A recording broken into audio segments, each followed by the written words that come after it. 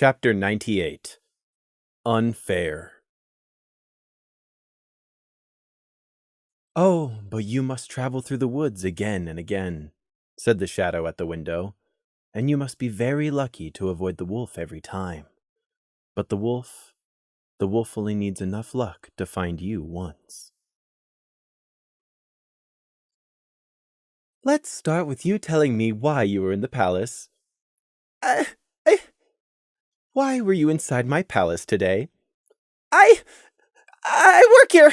The night guard. I work for your sister. "Oh my, do you now?" "Do you now? Yes. Are you asking or telling me?" Yes. I mean, yes. I do. For the ISND in the night guard. You can ask any pony there.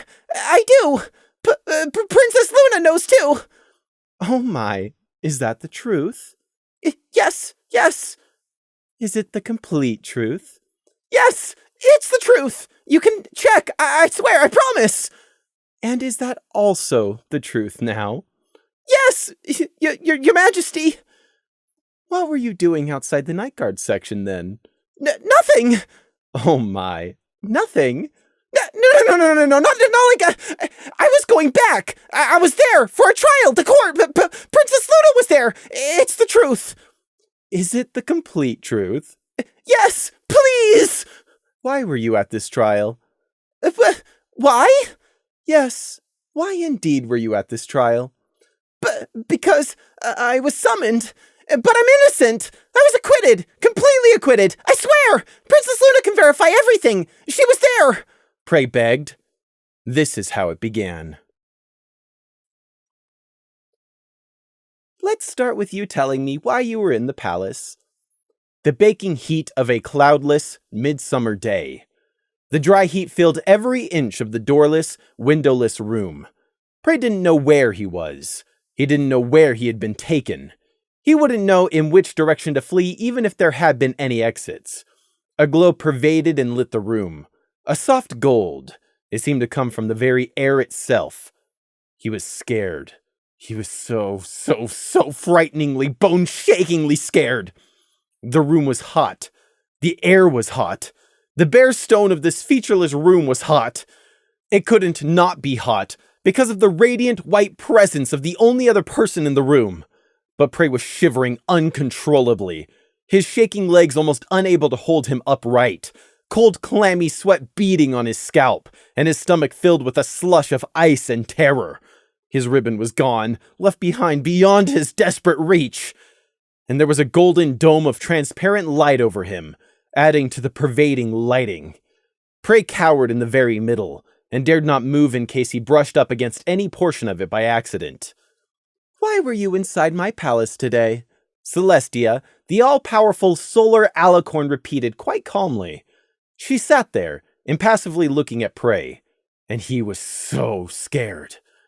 She was seated on the only furnishing in the otherwise bare stone room, an enormous red satin floor cushion, which she had materialized or summoned just after she had teleported them in here, wherever here was, and after she had first sealed him helplessly inside this golden barrier. The additional shield was unnecessary. He had been cowering in the farthest corner even if the shield wasn't there. Even now, Celestia was maintaining the spell without even a thought. If Prey touched it by accident, would it burn away his hoof to the bone, blackened muscle and nerves left exposed to the air? Was she going to start shrinking it smaller and smaller? Prey didn't dare to move. He could scarcely breathe, he was so scared.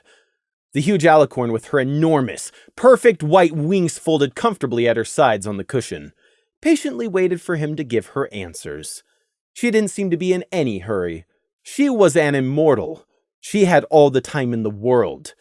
It would have been obvious to even a blind person that Prey was terrified of her. Celestia's beautiful features only showed a polite sort of mild interest in the situation she was causing. She would have the all-important answer she demanded, one way or another. She was waiting for his answer. She wasn't going to stop waiting. Prey did not want this. He did not want those vivid magenta eyes to see him. He did not want to be here. It took more courage than Prey knew he possessed to crack open his dry mouth and whisper his desperate answer. He didn't know where the courage came from, but it wasn't his. It couldn't be his. He needed his ribbon back. He was going to be sick.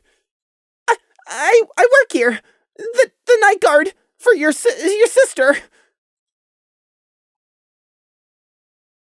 And then Celestia had continued, and Prey could have cried.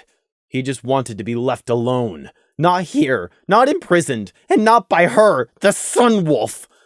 But Equestria's glorious daytime sovereign, with golden-clad hooves the size of his head, and a mask as immaculately maintained as every strand of her alabaster white fur, showed not a hint of impatience, nor any kindness or mercy, just the same slightly smiling, polite interest. While wearing that marble mask, her billowing rainbow mane and tail drifting all about the empty room, Celestia continued to mercilessly press him. She was going to get every answer she wanted. She held all the power here. There were no limits, not moral, physical, or any other kind, that she could not completely ignore if so she fancied. And how did you hide what you are from my sister? Celestia should not be resting so comfortably on that satin pillow, not as she so callously crushed Prey. It was wrong. The air was so hot, and Prey's mouth so dry. Despair was only a sobbing, powerless breakdown away. Hide what? He croaked. Hide that you are not one of my little ponies. Prey stared in wide-eyed, horrified stupidity at the source of all his fears. How did he hide he wasn't a pony? She was taunting him. She had to be. She couldn't mean that question seriously. But again came the same patient, unyielding question. How did you hide that you are not one of my little ponies from Luna? But I'm just a sheep, Prey whispered. Oh my, is that the truth? Prey didn't understand what she meant. He was beyond scared. I'm not a pony. I'm just a sheep. Is that the full truth now? Prey didn't know what other answer he could give. Yes! And so for the first time, Celestia did something other than maintain the calm mask she had worn since trapping them inside the unmarked room. She sighed, an unusually gentle sound coming from so large a pair of lungs. Oh dear. So, that's how it is. There was a silence as the hated, terrifying Sun Alicorn continued to patiently observe him, her aurora mane and tail still drifting lightly across the floor and walls. Her magenta eyes simply watched, and she waited. Prey found out that it was possible for the Alicorn to become even more intimidating simply by so placidly doing nothing. Was there any air coming into this room? Prey couldn't see so much as a single vent, no opening to cycle more in. Uncomfortable memories of a night at the base of Cantor Mountain hovered at the back of his mind. Was Celestia going to suffocate him while she watched? His chest felt like it was being squeezed in a vice at the thought. A dark landscape of terror resurfaced, dancing on the edge of his vision. Of another night, a night in Mayflower. At his back, the dark waited, hungry and insatiable. Nothing tangible stood between him and it. His skin crawled. It was just him, the finite woodpile, the fire, and the dark. If this was a dream, then it was a nightmare, but Prey wasn't dreaming. So why, then, could he hear Gossamer talking to their mother? And why, oh why, did the memory only come now, when he was so scared and tired? He strained, desperate to remember. Faint, oh so faint, half a sentence. You're my sweetie, my only sweetie, when skies are gray, and when the stitches fall apart, you'll be hanging by a thread. His life was well and truly hanging by a thread now. An interminable hour later, or it might have just been a little over a minute, Celestia finally spoke again. I'm putting a pin in that for later. Instead, let's hear about you. Tell me all about yourself. Prey's shivering got worse. She had no right to demand that. Tell her? Tell the hated, arrogant, selfish, jealous, uncaring, immortal Alicorn of his private, miserable life? Tell the Alicorn who will kill me if I don't.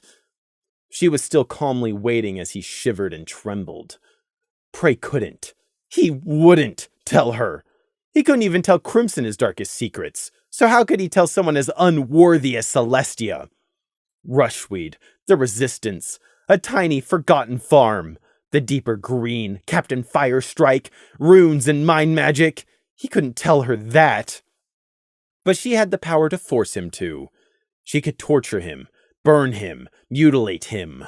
Prey hated pain. So he opened his dry, cracked lips and told her a different story instead. The story of what had happened since coming to Canterlot and being press-ganged by Luna. He abbreviated. He skipped parts. He alluded to having come from a still-living village on the border. He stuck to the established background he had woven, and he prayed. Celestia had a kind face. On so many statues, paintings, and photographs the world over, her face and her kind smile were famously depicted. The golden crown which Celestia wore upon the brow of that face, too big for anybody but her, was more or less a holy relic to ponies everywhere. Who among them would not be eternally thrilled at a personally directed, benevolent smile and kind nod from that wise, eternally beautiful face? There was no kindness to be found on that famous face now. Just the calm, serene, contented patience of someone who had all the time in the world, and who knew that you didn't. The patience of a wolf. Prey drew the parallel miserably. He was shaking, not just on the outside, but he felt like he was shaking internally, like he might fall into pieces at any moment. Prey lied. Of course he did. He doctored his story. He had no option. It was a lose-lose disaster scenario. He couldn't tell Celestia or she'd smite him, but he had to tell Celestia or she'd smite him. So he spoke and stuttered, his mind jumping ahead, trying to edit the story he was going to tell even as he told it, trying to keep all the lies and deceptions straight. He could not afford to even slightly slip up. His editing didn't seem to help. Celestia had a preternatural knack for interrupting right when he was struggling to think, to press him with a pointed question. She kept doing it, over and over, asking the same questions in a dozen different ways to torture his mind and make him struggle. She just kept asking and demanding answers, while all Prey wanted was to be left alone, but she wouldn't. Celestia kept turning the handle of the vice tighter and tighter, as Prey shrunk lower and lower, and she kept saying that same damned phrase, until the words were rattling in Prey's head and caused him to flinch every single time he heard it. Oh my, what made you think pulling that lever was a good idea? Followed by, is that the truth now? And then, oh my, what about the damage caused to the lumberyard? Followed by, is that all of the truth? And again, oh my, didn't you think about the ponies who might get crushed if the warehouse's doors were to collapse? And yet again, why didn't you think about it sooner? Celestia kept calmly asking questions along the same vein, over and over and over, and Prey knew he wasn't providing the Sunwolf with satisfactory answers, because she just kept asking. But she wouldn't let up, and it was so hard to think straight when he was shaking with fear, and could only keep repeating the same desperate answers. Oh my, she would say, with all the detached emotion that a butcher bird dismembering a field mouse piece by piece might display. Why did you lead your squad into these wolfing woods? You didn't. You warned them away. Is that the truth? Is that the whole truth? What is inside a wolfing wood? Oh my, are you positive you don't know? Think hard. Still no? Perhaps you should try thinking harder. I would very much like to know what this threat to my little ponies is. Oh my, you're not holding important information back from me, are you now? Are you telling me the truth? The whole truth? Mayflower, the deer holt and the old buried road inside the pine trees. The scarecrow and kindersnatches, into the Reaper King. Prey repeated the established official story, resolutely sticking only to what the Night Guard believed had occurred, about how he and Crimson had been separated after being chased by two huge insect monsters, and he didn't know what had happened to the warlock, only that he was found dead, seemingly by suicide. He couldn't afford to waver for even a second in his retelling. The golden shimmer of his magic prison was always there, only ever a flex away from Celestia crushing him into a pulp of ruptured flesh. People say the truth will always win out. That it's a weight off your chest to finally tell your full story, to speak to a willing ear. They lie. They don't understand. They didn't know what Prey knew. They didn't have things they wanted to keep secret so desperately that they would kill for it, over and over again. They didn't understand what it was like to know you were going to die, and die horribly, or what it was to experience boundless fear. Oh my, the Griffin Ambassador, yes. My sister said something about that, but why don't you now tell me about it in your own words? Oh my, the undercover mission to Griffinstone was very daring, yes. I spoke with Luna about it afterwards at quite some length, with regards to restraint and trust. And what did you think of this idea? Did you support the idea? Why didn't you speak up? Why hold your peace and stay silent then? Are you sure that's the truth? All of it? Are you quite positive now? There's nothing else you want to add? Nothing else at all? Come now. Are you sure that you're sure? Nothing else about the Griffins at all comes to mind? Nothing else? Oh dear, nothing at all? Prey's heart was pounding. The air was hot and his eyes were burning, but he didn't dare blink first. Celestia was looking at him a certain way, now more than ever projecting that she knew Prey was not telling her something about the Griffin incident, and wouldn't let him continue his story until he admitted it. There was no one else in the sealed room but him and the Sunwolf. Maybe there was no one else in the entire world even. Prey gave in. There was an accident in the town of Ponyville that night. The ambassador, a trick, Corporal Sharp Ting was supposed to warn Princess Luna. His words came out as a rasping croak, but so far Celestia had not ordered him to speak up or repeat himself even once. She must be able to perfectly hear everything inside this shield bubble, or another spell woven into the golden magic. Oh my, do tell. Luna had ordered him into silence that night.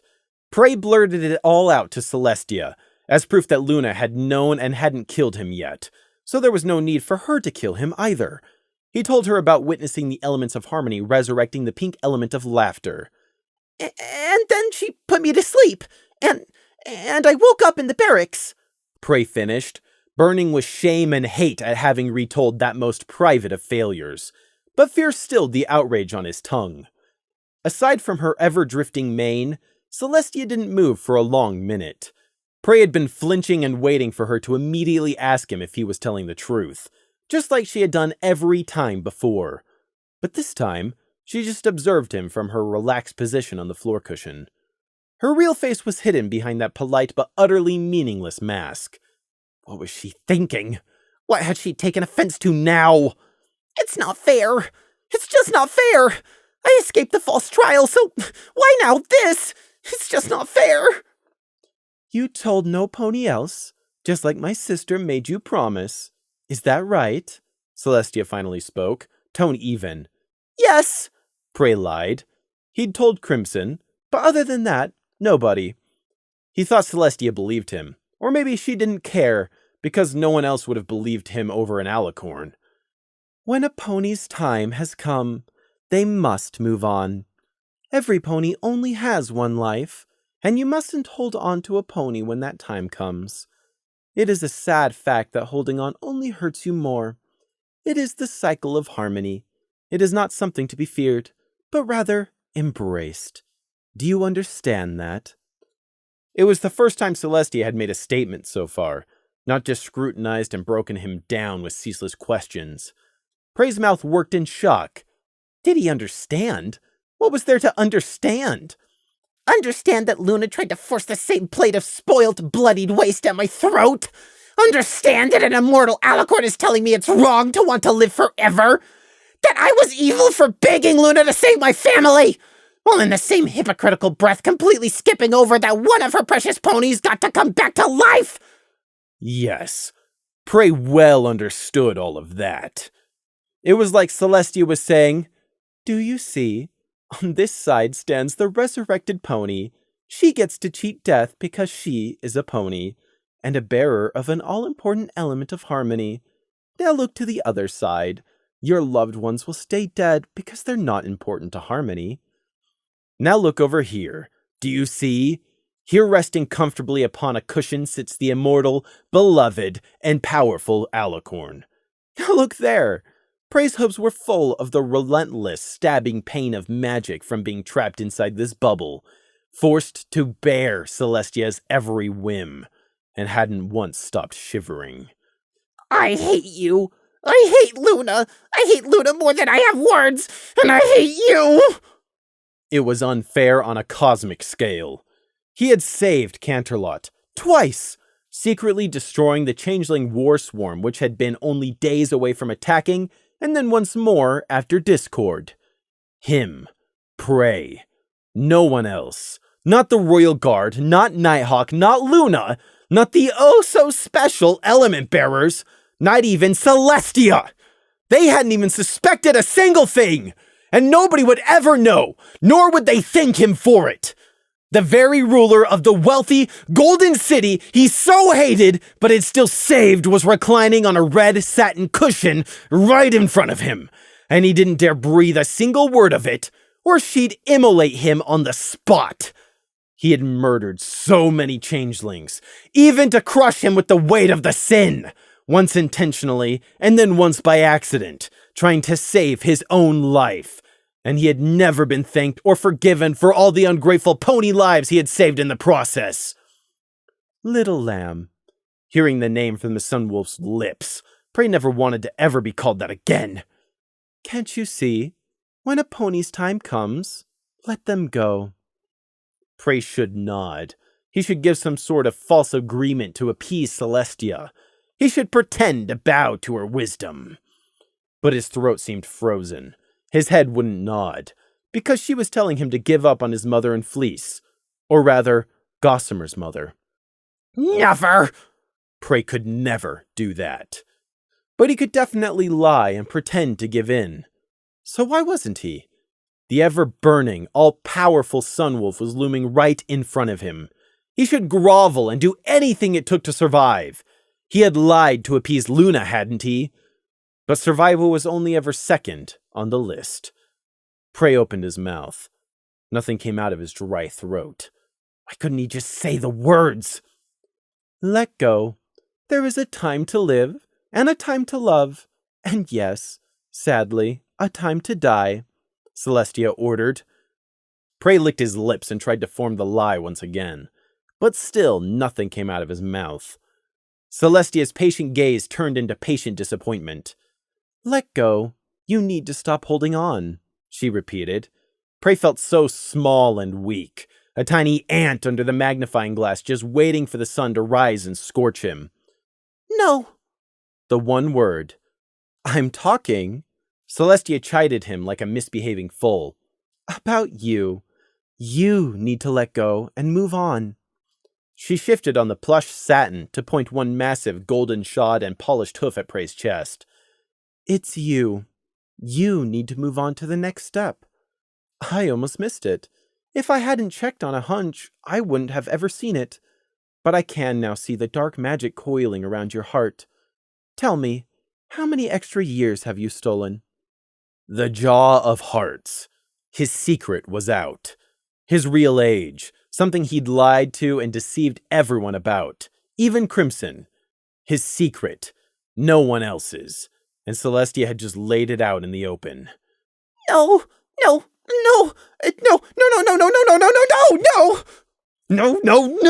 She couldn't be allowed to know, not her, anyone but her!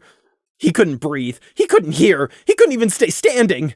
His legs folded and tipped him onto the stone, sprawling on his side. A deafening humming was ringing in his ears. He couldn't feel the freezing cold of his ribbon, because it wasn't here when he most needed it. His whole chest was quivering with spasming breaths, in sympathy of being discovered, as if the Jaw of Hearts was simply giving up now that Celestia knew. The ringing buzz went on. It kept filling his head and his ears. He couldn't focus on or hear what Celestia was saying anymore. His secret was exposed. Celestia knew. She was going to kill him. Completely against the last of Prey's will, his face crumpled up and began to wail. The deepest of shame and self-hatred squashed Prey into the stone floor. To break in front of his first and greatest enemy, to cry in front of Celestia, the Celestia, the Sun Wolf and architect of all he has endured. The humiliation was too much. Tears burned his eyes. Messy, shivering sobs racked his lungs. Prey hated himself so much in that moment he wanted to die, just like Celestia was telling him to roll over and do. But only for a moment, before the shame was swept away by unending spite. Celestia was telling him he should be dead? Well then, there was no greater motivation to remain alive. The forgotten half of an unforgettable memory rose with his thoughts, unbidden. He wanted to be anywhere else. Not here, not trapped with the Sun Wolf, not alone with her and about to die. Exactly like when Luna had been drowning him in a muddy ditch. He wanted out. He wanted to be gone. But even the old pincushion couldn't get him out of this, with no more charges left in it. Prey had wished to get to the stream's bank back then. That was it. He had wanted to get out of the water which was killing him. So he'd wished for the closest salvation he could find, and that had been the bank. So he had wished, not in words, but in desperate feelings. And in this new, desperate moment, Prey remembered remembering the time when he had seen something once before. The curtain pulled back. The world of cloth and tangled threads, tying everything together. And he remembered again the dreadful horror, that in-between space. Prey's own stitching had been pulled out and opened up. He had been full of stuffing and straw, and he remembered a threaded needle coming down. The hot stone under his aching, shuddering chest. Back in the execution room. It felt like he was trapped behind his own eyes, inside his weak runt body as it blubbered and shook on the floor. He felt the unending shame, felt the black and withering hate for crying in front of her, and his mind was finally floating free of it. And when you've run your race, it's time to rest and let the next generation run, without any lingering obstacles to hold them back. And the bastard-ass Celestia wouldn't shut up! Even now she was still droning on that he had lived past his time, that he should have moved on, and that dark magic was wrong. Haven't moved on as you were supposed to, and you haven't kept true to harmony. Dark magic is never the answer. She said all of it with that same calm, detached, patient look on her stupid, immortal face. I have had the sad duty of sitting down those few ponies who were too scared to move on, and talked it through with them until they saw the error of their ways, and finally stopped holding on. Death isn't to be feared. It's natural to be scared of the unknown, but all my little ponies make the brave choice in the end. However, you are not one of my little ponies, and you have already walked a quest for far too long. How long could you cry? How long before you ran dry of tears? There was a point where they run out, a time past which your body finally stopped responding to the emotions it was feeling, too tired to physically react any further. How long could you continue crying if what awaited you was death once you finished? And how long before your executioner ran out of patience? Not Celestia, not the immortal ruler of millennia. She never ran out of her seemingly infinite patience. The softening at the edge of her eyes even showed hints of pity for the distress she was witnessing, but not even one hint of mercy. Celestia was famous throughout all of Equestria for her kindness. She was held in awe for her willingness to offer mercy and grant second chances even when her subjects had made grave mistakes. There were centuries of well-told stories of this documented fact, from Celestia forgiving a lumberjack who accidentally started a forest fire, to a noble who had had a change of heart and had confessed to raising his rents until he had driven a destitute family he wanted to replace out onto the streets. But she didn't offer a single ounce of kindness, mercy, or forgiveness to Prey here. It was like her eyes didn't see a lamb in front of her, like she didn't see a living person at all. Celestia lay on her plush cushion, her magic trapping Prey in, and simply watched him until his tears dried up. And then she resumed speaking as if the terror-induced breakdown she had caused had not just happened. I have yet to meet even one of my little ponies who did not know what they were doing was wrong. They fear discovery precisely because they firmly know in their hearts it is wrong. And the further they linger past their appointed time, the worse the burden of guilt becomes. It eats them up from the inside day after day, secretly crying out for some pony to convince them that what they already know is wrong deep inside truly is, and to help set them right. She sighed in old sorrow. 9 times, and 9 times too many it has fallen to me, as their princess, to be the one to set them right. But all of them thanked me and said goodbye in the end. Unnaturally extending your life is not a blessing. It is a curse.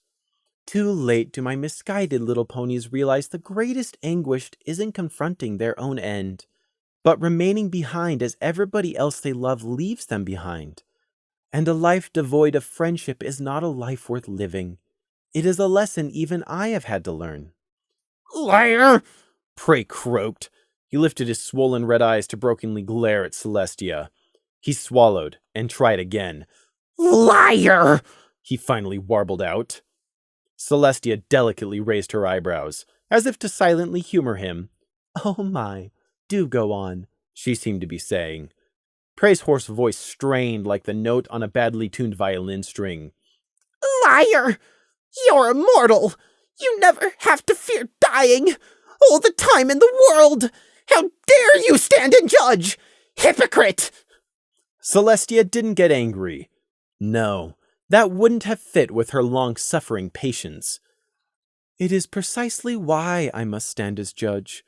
I have the experience no pony else has, to look further down the path than any other pony can see, and so I have a responsibility. Harmony sets every pony where they need to be in life, and this is my place as princess. And that is why you are wrong again. I have seen far more lives come to an end than you can possibly imagine, which is why I can judge better than you could ever understand. I don't boast when I say I know better than you. And just like that, Celestia glossed over and dismissed everything Prey had said.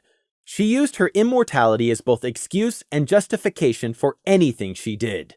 Because she was older and more powerful, she therefore must also be wiser. That was arrogance. That was blind, tyrannical arrogance. Celestia had centuries of believing her own justifications, and there would be no way Prey could convince her of something different. Prey hated her. He hated her so very much. Then why don't you teleport to Ponyville and tell your pink element bearer the same thing? Prey hissed, voice cracking. Celestia gently shook her head in disappointment. This is not about Pinkamena. Why are you angry because of her happiness? She is the embodiment of laughter. Shame on you. Haven't you been listening to the answer I've been repeating? It is because it is your time, and it was also not her time. Circular logic. Because the pink mare had cheated death with Harmony, it must have been destiny. If she had died instead, then it must also have been destiny. Because he had cheated death without Harmony, it was past his time. You couldn't even begin to reason with someone who thought in circles like that. Pointlessly, Prey tried anyway, unable to do anything else. It's never anybody's time, Celestia. The future isn't set in stone. She was dead. She came back to life. It's the same damn thing. Princess Celestia. Celestia patiently corrected him, a gentle reminder that was still iron, about who was in charge here. And it was not her time, she simply repeated. Circular logic at its finest. The golden dome shimmered around Prey. Celestia impassively looked on, obviously waiting for his next pointless objection.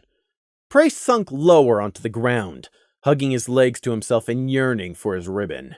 She wasn't listening. She wasn't listening to anything he said. But what choice did he have but to try again and again? Celestia meant to kill him at the end of this. She wasn't going to listen, and she was going to kill him. She had already decided and carved it into stone in her heart. The wolf had made him her prey. The realization of that inevitability grayed out Prey's mind in a fog of terror. And like any lamb caught in a wolf's jaws, he kicked and struggled.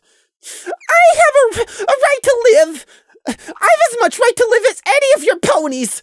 I want to live! I have friends waiting for me! I won't leave them forever just because you say so, princess! Oh my, you found friendship? That's wonderful, truly. But it does not change reality. The balance of harmony must be protected. But please, if you have a last message you want me to carry to your friends, tell me to whom and what, and I will see it delivered. I assure you, my recollection is excellent, and I can repeat it word for word. Celestia offered from her satin pillow. The shivering got stronger. Prey wasn't getting enough air. Her offer sickened him. He tried begging next. I don't want to die! Please! Haven't I done so much for your sister? I've served the night guard faithfully! Please! Please, can't you understand? Why? The air was too thin in his lungs. His words shook. Why should I die? I'm begging you, please don't do this! What do you want? I'll do anything. What do you want from me? I can change. I can follow orders. I can do whatever you want. Please, please, please. Celestia pursed her lips, settling further back on the satin pillow. The huge feathers on her gigantic white wings rustled softly with the movement. I see my words are not registering. The only thing I need from you is for you to stop holding on, she said quietly. Please! I'm deeply sorry, but the answer will always be no. It wasn't working. Nothing was working. The walls were closing in. All his runes and arrays were who knew how many miles beyond his reach. It wasn't right. This couldn't be right. This couldn't be it. He had to do something. Where are we? Prey choked out. Were they still in Canterlot? Or were they on the moon? Celestia smiled patiently as her mane drifted, and gave no answer. Prey stared at her, at that merciless smile on her perfect features. He hated her. As he hyperventilated, he hated her. You fear what you hate, and you hate what you fear, and Prey hated her so very, very much. She was sitting there, and decreeing he would die. You're nothing but a murderer! Celestia didn't seem to feel even the slightest need to dignify that with a defense. Why would she? She was Celestia. The towering blackness strangling Prey somehow grew even higher in the face of her complete dismissal. Murderer! You sent him! Don't lie! Captain Firestrike! He spat. Oh my. Who? Prey choked. Who? She asked who? As if she didn't know? Or was it that the time frame didn't match up with anyone she thought he could be referring to? Stop lying! You know who! Captain Firestrike! That racist murderer! You appointed him 59 years ago! The resistance! The deeper green! Captain Firestrike of the Border Guard! Celestia just blinked at him. Who? Prey couldn't. He could only stare, eyes red, nose running, and ribbonless. No. She didn't know? No, that couldn't be. She had to know. It was her border guard, one of her very own captains. It was her responsibility to know who was running one of her military bodies. Did she not care that Firestrike had run wild? Of the nighttime raids of homes and the arrests he had ordered? Of how those arrested villagers never returned? Of the martial law he had enforced? Of the war he had inflamed? Of the firestorm he had unleashed on the resistance on the hill? Or that he had been a filthy mind leech just like Prey? Or that he had abandoned Rushweed in the end to the tender mercies of the Resistance? Celestia knew. She had to know. She had to. It was unthinkable that she wouldn't. But she didn't. She didn't know who the Resistance had been. She didn't care. They had been too small and far away from the golden heart of Equestria for her to ever take notice. Far over the ridgeback and sequestered away where nobody of importance were threatened. No significant pony settlements. Nothing more than an unfortunate and regrettable border skirmish. Captain Firestrike of the Border Guard, 59 years ago. Why did his words sound almost like a plea? Celestia just bemusedly shook her horned head. The name does vaguely chime with memory, but I don't appoint any guard captains aside from the Royal and Solar Guard. I don't recall ever meeting this Firestrike. Jump, jump, shift. The world slid out from under Prey's hooves yet again as everything he thought he knew shifted with it. The Sunwolf hadn't ever known. Celestia hadn't ever cared.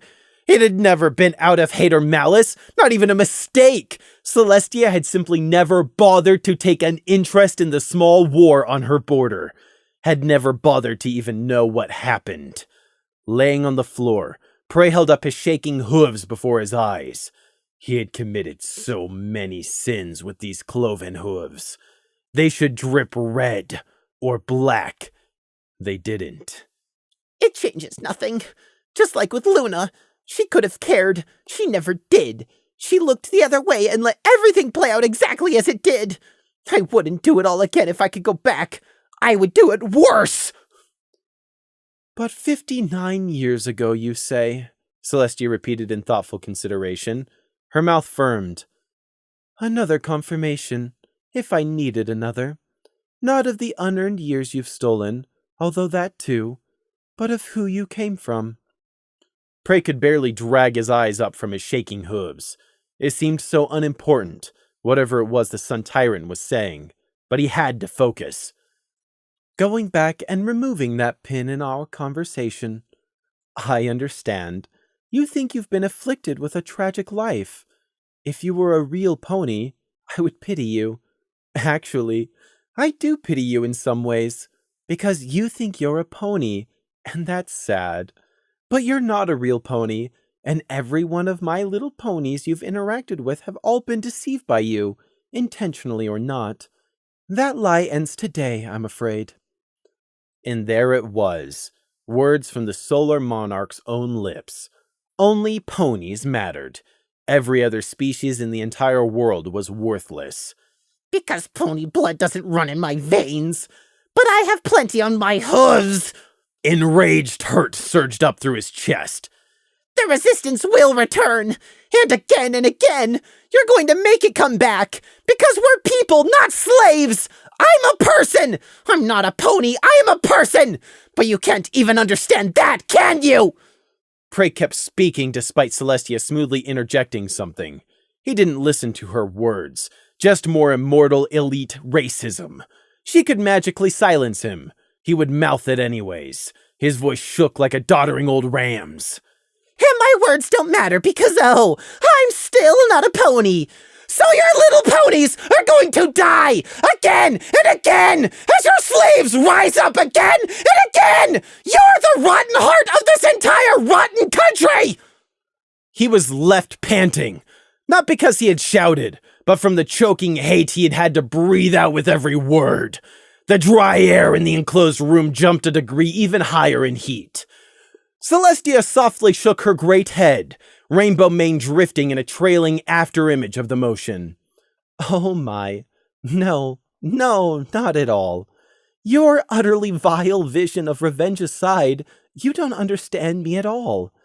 Every being in Equestria is one of my little ponies. Griffin, Yak, Diamond Dog, they are all my citizens. I'm not as shallow as you falsely accuse me to be. So while most of my nation may be populated by ponies, every person is equal. She actually said the word, said person, instead of degrading everyone to pony. The grand leader of ponykind. She had corrected the pervasive arrogance of ponykind's grammar just this once. So everything Celestia had said just now had been with the intention of person, and not exclusively pony. But her personal meaning behind the word did not excuse the centuries of casual racism she had perpetuated and helped spread throughout Equestria's ponies, simply by not bothering to speak up even once to correct them. It did, however, cast a new light over every sentence she had so far spoken. Yet why then had she accused him of not being a pony if she meant person? In the burning light, Prey's exhausted, failing mind still managed to take the next step and work out what that meant. And what it meant was even worse. She said I'm not a pony, and she meant person, so she doesn't even see me as a real person. He wasn't a person in her condescending eyes. He was no higher than a dumb animal. The temperature climbed another degree as Celestia continued to unconsciously make her annoyance known. Or perhaps it wasn't unconscious. There was no person or power to hold her accountable, even if it wasn't. Pony, person, or otherwise. Your deliberate misconstruing of my character aside, it is past time I brought this to an end. Dragging this painful scene out is helping neither of us, and I dislike needless cruelty in any form. It will be better if I give you the push you need to take the plunge. Celestia leaned forwards and set herself very deliberately across the pillow. Her face rested only inches above the transparent, golden shield. Prey wanted to recoil, but there was nowhere left to go inside the shield. She spoke each word slowly and clearly as she made Prey meet her deep magenta gaze. You aren't a person. You are a thing. In the silence after her proclamation, she kept watching him as Prey glared fearfully and hatefully while backing up. She was studying him, looking for a reaction to her words. Whatever it was, she didn't find it in his wordless contempt for her utterly retarded claim. I see, Celestia said at length. You don't believe me. And you need to believe me to truly understand. She pulled back from the shield, her long horn finally not hanging over Prey like a drawn sword, yet 1,000 times more deadly. She took a moment to knead the bit of pillow between her large hooves. You're not real, she stated. Then you're holding this conversation with your inner madness, Prey spat. Shush, Celestia ordered, a single golden spark dancing at the tip of her horn warningly. But a single spark of magic from an alicorn had Prey immediately biting down on his lips. Satisfied, she went on. You aren't a real sheep. You never were. Your body isn't real either. You merely think it is. It deceives touch, the eyes, and scent. It even bleeds, although it isn't real flesh and blood. But you don't see what I see, because you believe you're real. You can feel pain. You can catch an illness or even die because of one, as if you were living, but you aren't alive. Celestia's words were an anomaly. They contradicted each other and didn't make any sense whatsoever. Something even she seemed to realize, for she sighed in frustration, even that sound still somehow coming across as aggravatingly patient. It sounds like a paradox, I know.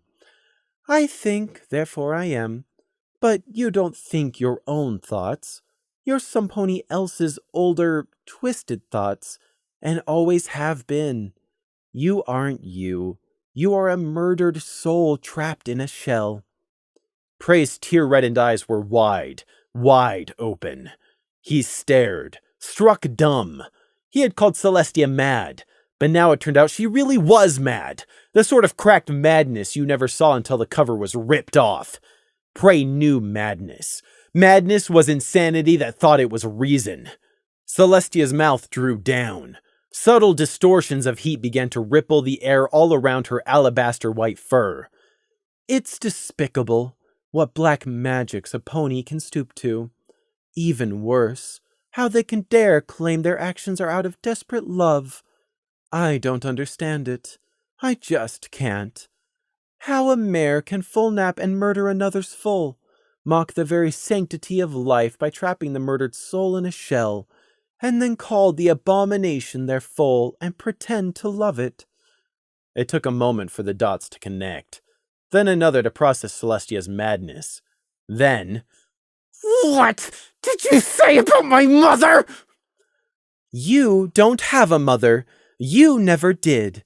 You were not born. You were made out of some poor fool's murdered soul, birthed from another mare."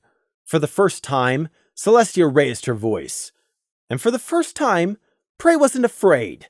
There was only unyielding fury as he screamed right back at the solar goddess. "What do you dare say about my mother?" "You never had a mother. You had a witch, a dark sorceress, one that is finally gone and will pollute the cycle of harmony no longer." Celestia's huge wings were twitching at her sides, wanting to flare open. "You have no idea of the misery she perpetuated for 9 decades, hiding from me. Twice she slipped away. Twice. I thought her finally dead after 20 years of nothing. No signs. And then she came back only to spread things like you. Do you even have any idea what she did?" Celestia didn't wait. She was caught up in her anger. Controlled anger, but still blazing hot even after these years. "That witch was one of the worst of the worst. She preyed on grief-stricken mothers when they were at their most vulnerable, tricking and tempting them into performing her black magic. Do you know what she did when their child was stillborn? The dirt not yet even settled on their small graves. She tricked them into stealing and murdering another's foal, tricking them into believing they could replace their own lost one, making nothing but a cursed life form. And she claimed she did it out of love.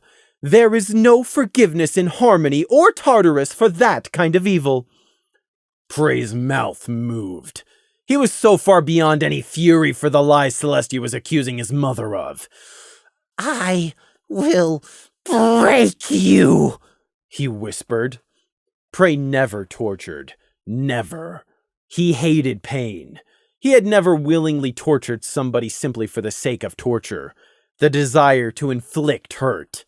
He may have thought it in the dark privacy of his own mind, but he had never actually done so. He had murdered many, many people, but he had never tortured out of any sadistic desire to cause pain. They might die in agony, but only as a byproduct of the method used to kill them. Their deaths had always been the end goal, or their suffering a requirement for it, not their suffering being the goal itself. Yet now, torture was what Prey promised Celestia. Promised that he would do anything and everything he could manage to cause her pain, to make her suffer, to break her. Burn Canterlot! Poison every one of those little ponies she cared so much about that he could reach. Unleash a flesh-eating swarm of corrupted zombie parasprites in Ponyville. Anything to hurt the immortal alicorn which he couldn't physically kill. That was what Prey promised her in that moment. To spite her so badly that a millennia from now, she would still wake up in bitter sorrow every morning at the memory. It was a thought, not formulated in his outer mindscape, but born down in the lightless depths of the inner. "I hate you, so before the end, you are going to hate me. Now and forever, I'll make it fair." It was the only possible response to such lies. Celestia meant to execute him at the end of this, but it was still the only possible response. Those were lies about Gossamer's mother. The seas could boil, the stars could fall, continents crack and be ripped asunder, but Prey would never stand by and allow this slander. Gossamer's mother had been the kindest, most pure, important person to have ever lived. "Lies!" "The truth," Celestia contradicted, with all the ringing certainty of the dawn.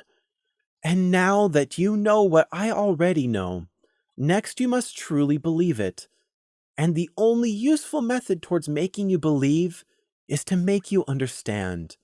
You're blinded at the moment by the same dark magic effect which animates you. But once you can finally see, once you finally understand, then the dark magic will break, and you'll know I speak nothing but the truth. But you can't break free of the dark if you can't understand." "Now," Celestia announced with sudden finality, There is actually a very simple method for removing your blindness. And I won't do a thing. It will be all your own understanding. Lies! It didn't matter how deeply Celestia believed her own madness. They were and always would be nothing but lies. That monster who pretends to be your mother, do you know her name? Prey laughed at the Sunwolf in sheer disbelief. Did he know her name? Did he know his own mother's name? Celestia's face didn't change. Then can you tell me what it is? Why, yes, of course. It's none of your damn business. Again, Celestia didn't react to Prey's impotent fury. Can you tell me? Prey bared his teeth at her, glaring hatefully, but not bothering to repeat himself. Let me repeat the question. Can you tell me? Could Prey? Of course he could. Would he play Celestia's little game? Never. Allow me to rephrase. Are you able to tell me that witch's name? She wasn't a Zomagrica witch! Then tell me her name, she commanded. You're not worthy of hearing it! I already know the name of the thing that told you it was your mother. A child who has known nothing but hate confuses it for love. But I know what that witch truly was, and I know who she was. Then Celestia said a name. Wrong! Completely wrong! Prey crowed gleefully. It was an empty, spiteful glee, but it was the only thing left to him. To mock this alicorn hag. Is it wrong, though? Celestia asked knowingly. Is it really? Utterly! Completely! Totally! I want you to think of her name, then. Hold it in your mind. Prey's mind immediately flashed to do just that before he could prevent himself. Then he stopped himself out of pure spite. Not that it mattered if he did or didn't, because Celestia was wrong. What is your mother's name? She asked. Prey knew his mother's name. He'd always known it. And it wasn't the same. Tell me her name. Get stuffed! The alicorn who could burn him to a crisp merely pursed her lips. Are you capable of even speaking her name? Are you physically able to even repeat it to yourself? Of course Prey could. He could say it at any time, but Celestia wasn't worthy of hearing it, and she'd use magic and overhear him even if he whispered it. He wasn't going to humor her insane crackpot delusions. I am not going to stop asking. What is your mother's name? Where he lay, Prey crossed his shaking, stinging hooves on the stone in front of him in defiance, and glared. Fine then. Repeat the name I said just now instead. Prey's mouth twisted sourly. Selenia! He spat. The witch, Selenia, Celestia echoed with disdain. You mean the great white witch, Selenia? Prey tried to take whatever glee he could in correcting Celestia with his knowledge of that banned name. Celestia's delicate brows creased carefully. And how do you know that? I know it because you tried to smother and hide it! For good reason.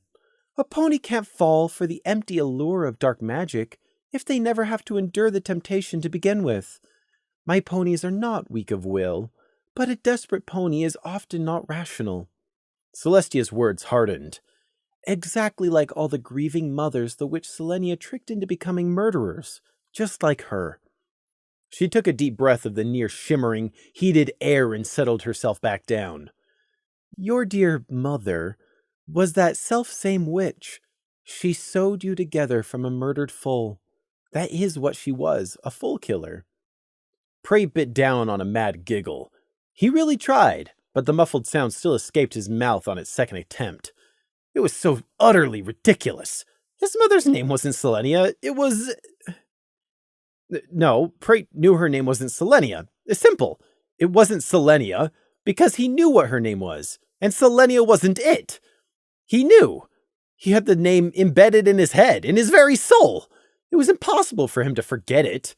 Prey repeated the name in his head reverently.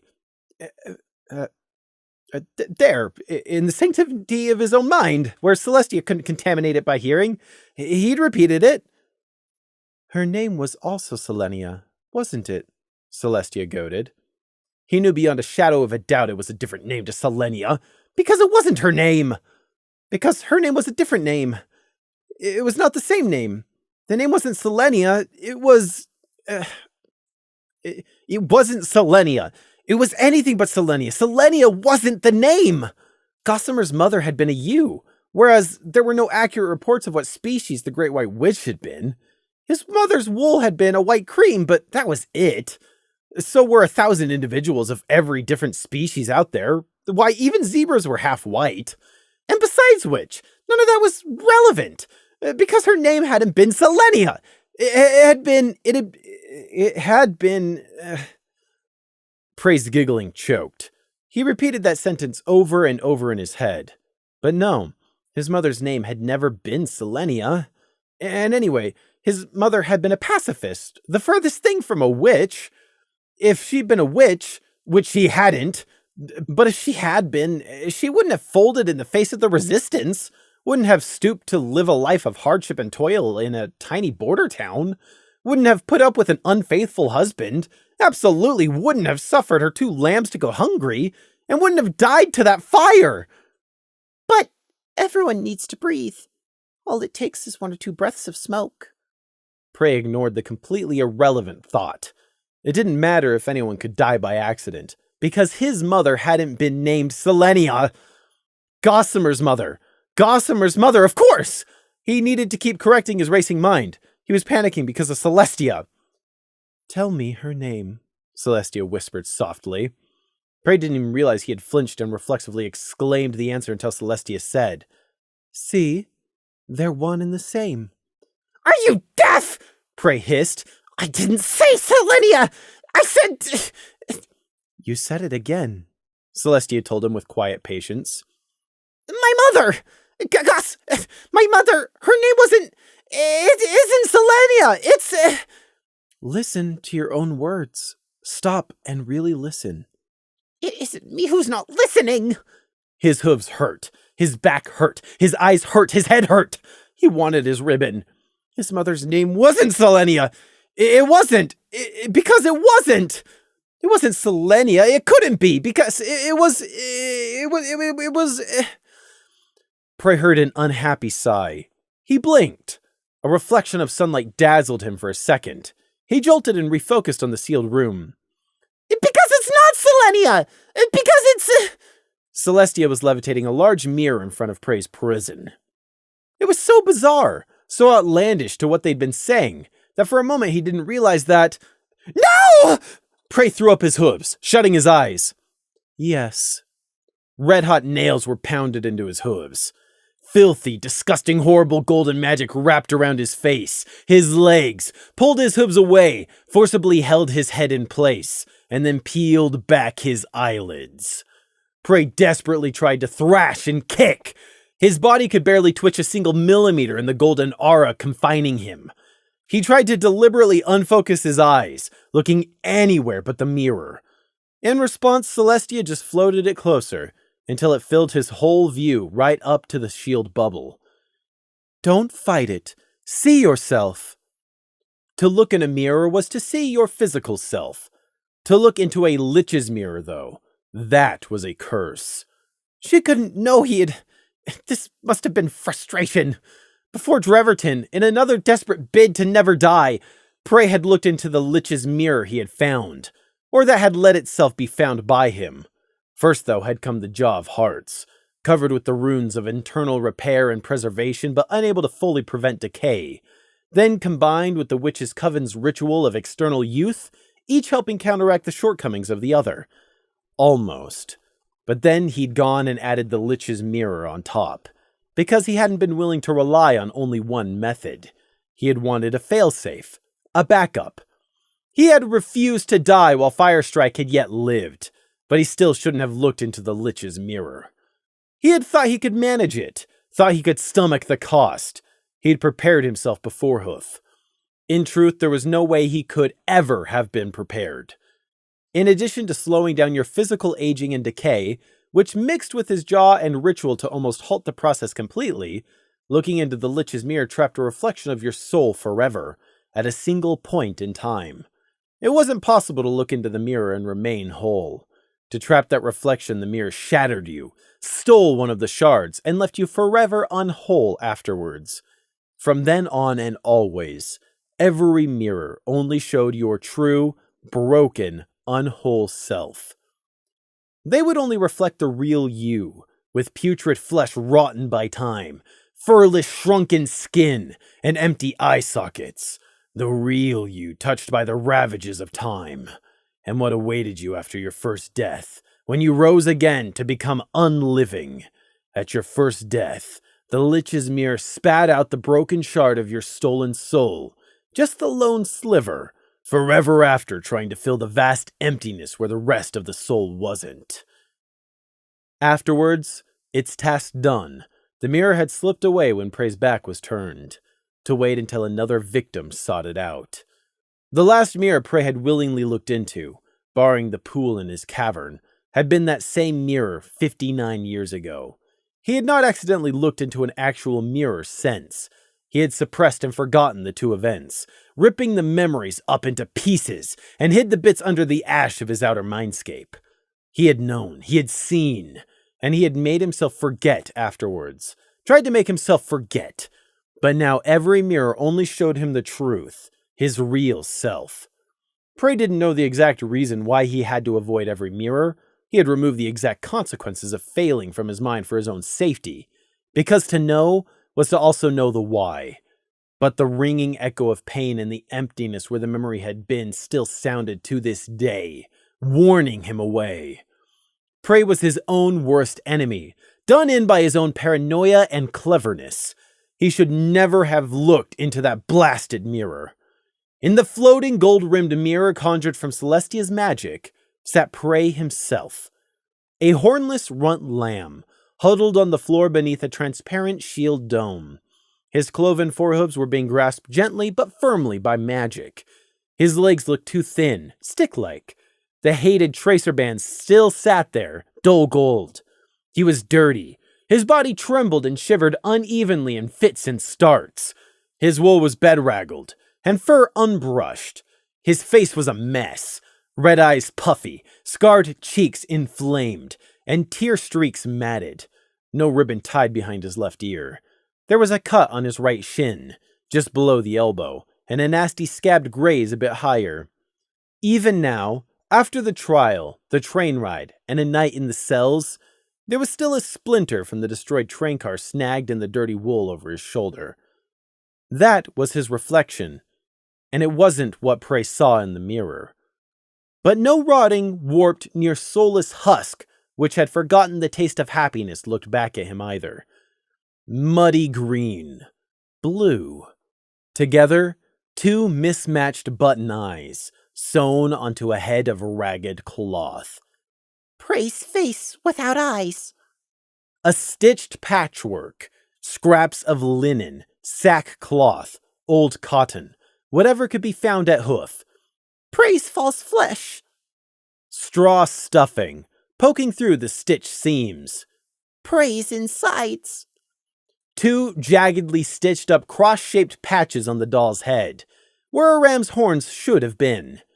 Prey sacrificed body parts for the ritual.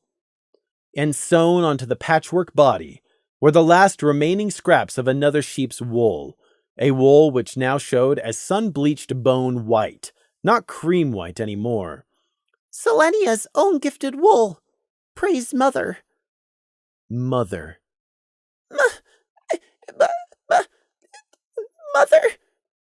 Yes, Celestia said gravely, never once glancing down at the mirror she held. She saw Prey exactly as he saw himself now. Always had. She had only ever seen a speaking doll when conversing. Tried to get it to cut its own threads, so she wouldn't have to. Selenia. Now you see. Now you understand. It was no longer hot. Neither was it cold. He had been wrong to assume a doll could perceive temperature, and in realizing it, the sensation was lost to him forever. The tiny room was spinning. Prey screamed, the dry rustling cracking of straw. He screamed and kept screaming. Ah! looking in the first true mirror of his life, and then hiding the truth from himself. The dark night in Mayflower, so close to the edge and hearing that sing-song memory of what came before. Discord's back-to-front joke about him being someone else's toy doll, which had actually been truth. And of course, it would be that Selenia's pincushion would come to him, and should accept back the old sewing needle. Because he was the doll of a murdered soul, made from straw, string, and stitch.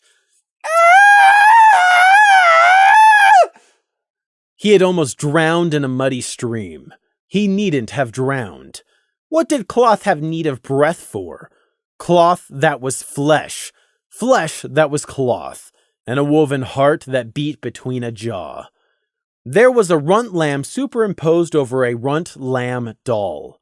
Like an optical illusion. Once you had seen both images, you couldn't unsee either. Once you knew the truth of reality, you couldn't revert to not knowing it. An unchanging wail of distress. Unreal. It couldn't be, but it was! It was him! He had lied. He'd been lied to. The mirror didn't lie. That thing, that doll, that was him! He was it. It was him. To look in the mirror and see yourself, but not see you. The utter disconnect. To see the thing in the mirror and know. That is the summation of what makes up Prey. And not recognize any of it. To not see yourself looking back. I'm that! I'm a rag doll! I'm a thing!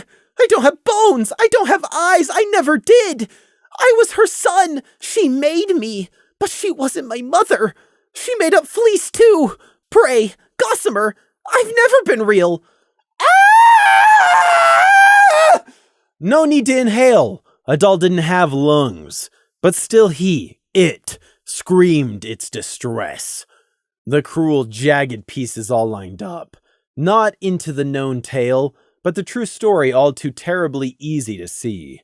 An old ewe made young with black magic, but left forever unable to bear children of her own. A ewe about which untrue tales of terror spread beyond her control. One whose dark magic prowess far lagged behind the tales. Wasn't that how it happened? Hadn't they feared Prey as a demon in the deeper green, when but a single lucky arrow or spell would have slain him? All the confrontations with Selenia. Weren't the survivors who spread the tales witch hunters to begin with? Each time she survived by the skin of her teeth and fled, her story grew. First with just the witch known as Selenia, then the white witch Selenia, then the great white witch Selenia. Didn't that picture sound so much more like the peaceful sheep Gossamer had known? A hunted ewe. One who after decades of lengthened life was just so tired of it all.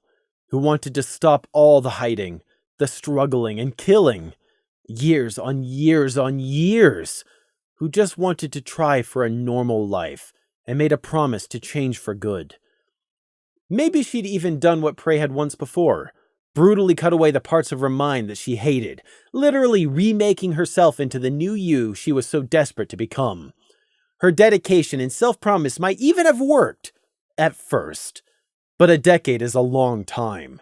A long, long time. Slowly the long nights turn sour, and life is always eager to break you down. Going out in search of love, finding a husband who at first loved her back, but also slowly slipped away and became unfaithful. Desperate, longing for children of her own. So she did what she had done for other grieving mothers, and made her own children. Knowing it was wrong, knowing it was twisted, but that's what madness was. Magic could not create food for her hungry children, not her magic. It could not grow plants or heal. It could only hurt, break, or kill. The world didn't need another killer. The Resistance and Border Guard were doing such a good job by themselves. And then, a fire. Seeing her children to safety. Going back to try and help survivors. And then, all it takes is one or two accidental breaths of smoke to kill you. Just like that. Death isn't fair. It doesn't care. It just takes. A story that was so easy to imagine because Prey scarcely needed to. He could see it. He could understand it. Because wasn't that exactly what he had tried to do? Even when it would have been so much simpler to fall back on his older, easier methods, to try and change for Crimson. Tried and failed. He couldn't touch. He couldn't taste. He couldn't smell. I'm a thing! I'm a thing! I'm a thing! Ah! The alicorn in the room was trying to ask him to be quiet. Humpty Dumpty sat on a wall when something inside started to stir. Down Humpty fell, down to his death, and from within all the yolk and the mess, that little something took its first breath. He'd misunderstood all along. Where had the taunting rhyme even come from? It was about him. He was the thing that had thought it was prey. A little something ripped out of the shell of a murdered foal and still breathing. He stopped screaming, but only because a golden aura had forced his mouth shut. A ragdoll didn't have a mouth, though, but a lamb did, and a lamb could scream even if a ragdoll couldn't. Celestia very carefully watched him over the top of the mirror.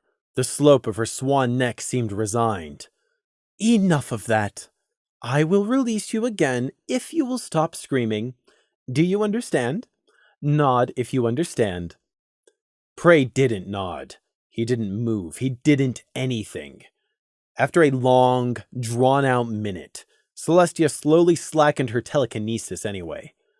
Prey / the doll shifted his / its head up a fraction of an inch, and looked straight through Celestia with two mismatched button eyes that were also still able to be seen as a pair of sky blue orbs. You've done this to me! Celestia had made this happen to him. He had been prey, been a real, living, breathing lamb. He'd been able to believe that, but she hadn't been able to let that go. She couldn't let him live in the safe ignorance. Her pride, her arrogance that she always knew best wouldn't permit her to let such a lie pass. He had been alive, and now because of her he wasn't. It is the truth of honesty, Celestia contradicted, still not turning the mirror away.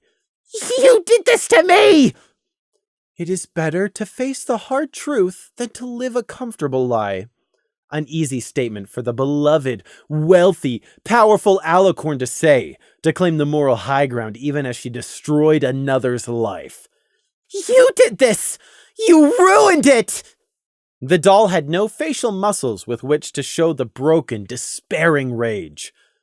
I will not make an apology for doing what is right, she stated firmly. No answer.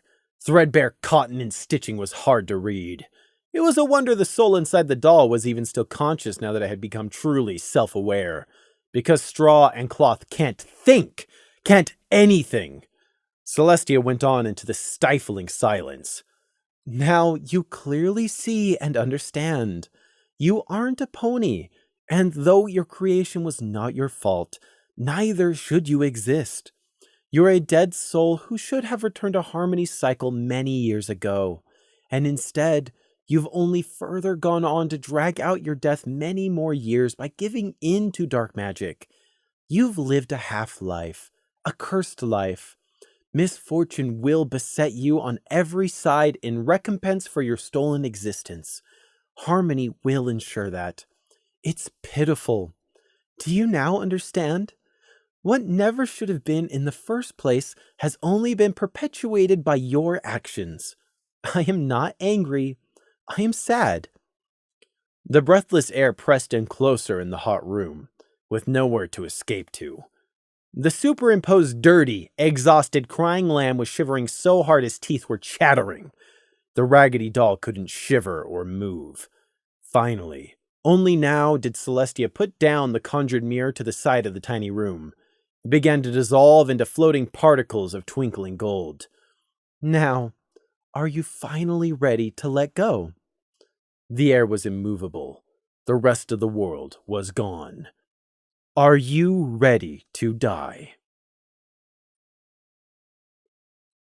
A stuffed doll in the shape of a sheep, a pincushion on its back, staring button eyes, straw poking out of the seams, The thread stretched, opening wide to let the darkness of the mouth gape open from within, hungry and empty and endless.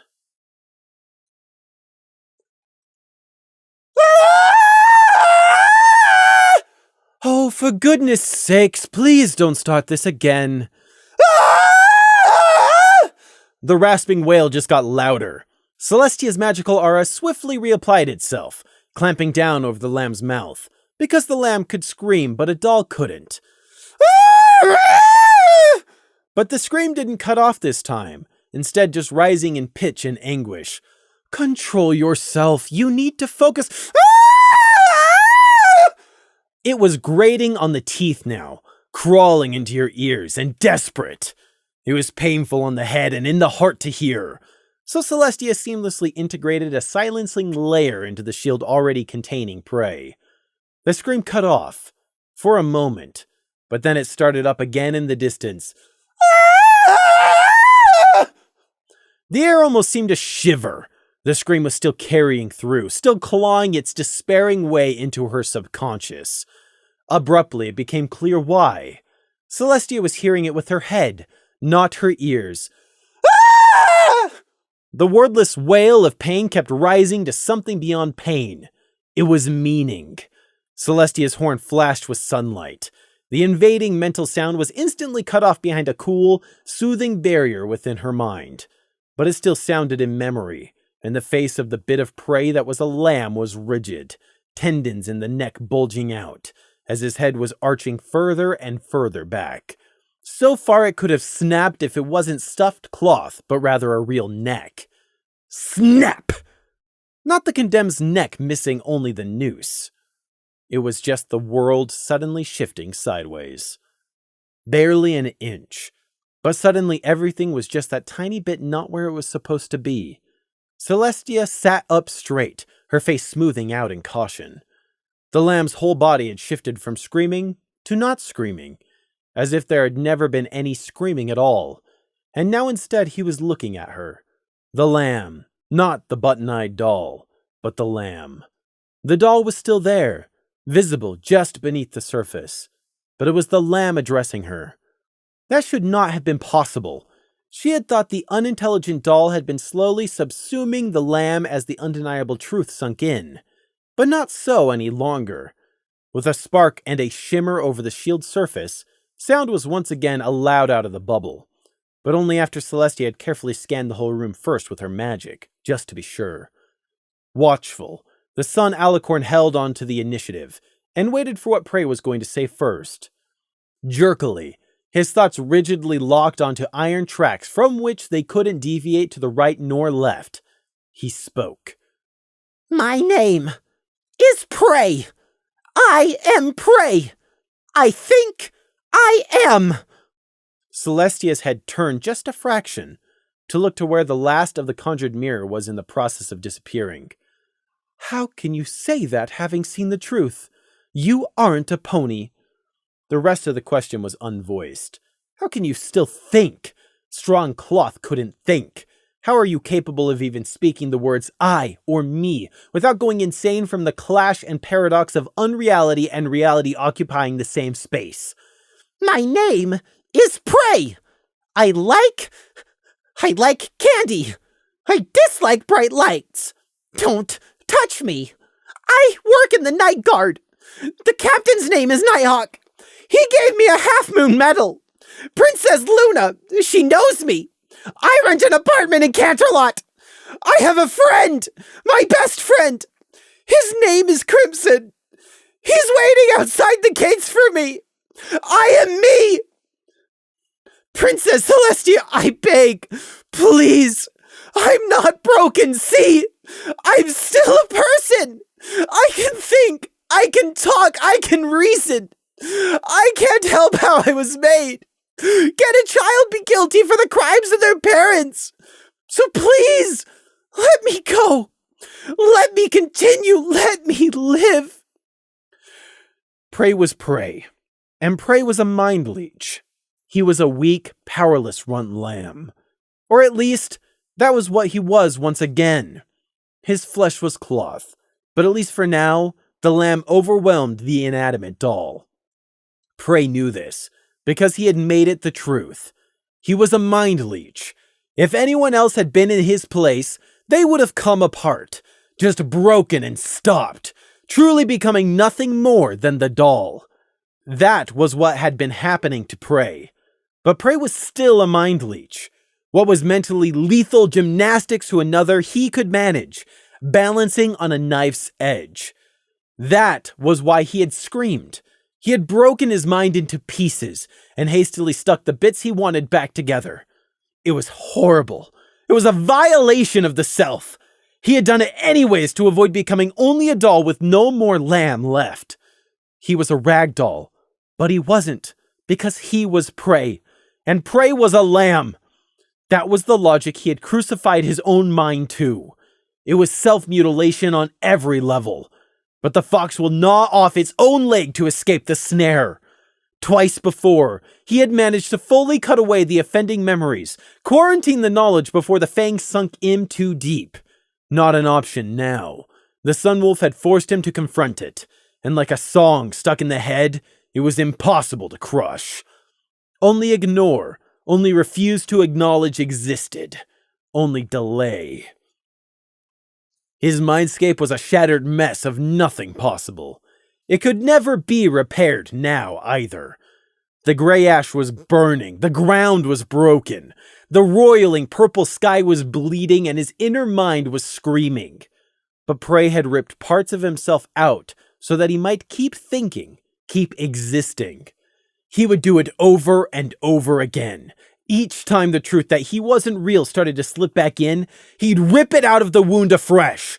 Because that was the price. Prey was too smart for his own good. He now knew the truth, deep down, and he couldn't get rid of it anymore. So every moment of thought had to be balanced on a knife edge lest he accidentally slip.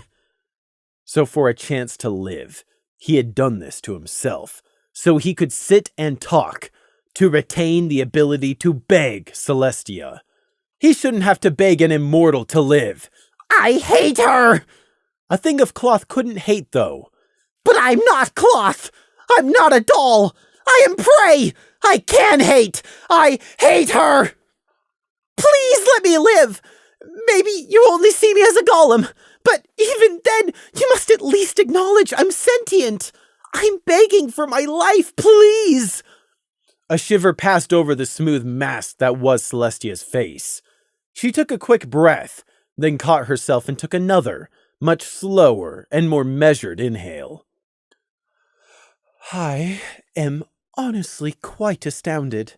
I was not expecting this, the white alicorn admitted. 3 times before I have sadly encountered remnants of Selenia's work. But none of them were able to come back after seeing themselves. Only you have. She didn't know about the Lich's mirror then. Blind coincidence had guided her actions. That's proof, isn't it? That I'm a person, that I'm alive! Prey desperately broke in. I shouldn't have to argue that I'm a person. I hate you, I hate you, I hate you! Celestia looked down at him. You're right. You are entitled to decide if you are a pony or not, she admitted. So I will judge you as a pony. Celestia lifted her head higher, mane and aura radiant. All that means is we have come full circle. Nothing has changed. You are a pony who has refused to move on and turned to a dark magic item instead of letting go.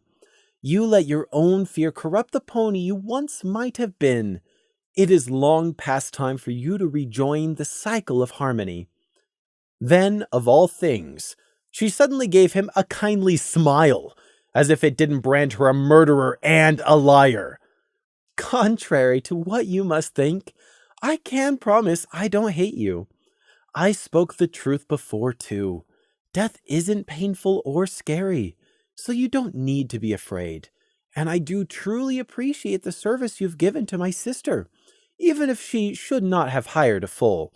I will see to it that your friend is cared for and comforted. I hate you! I don't hate you, she assured Prey. Are you ready? Or do you need a bit longer to make your peace? The lamb, The doll.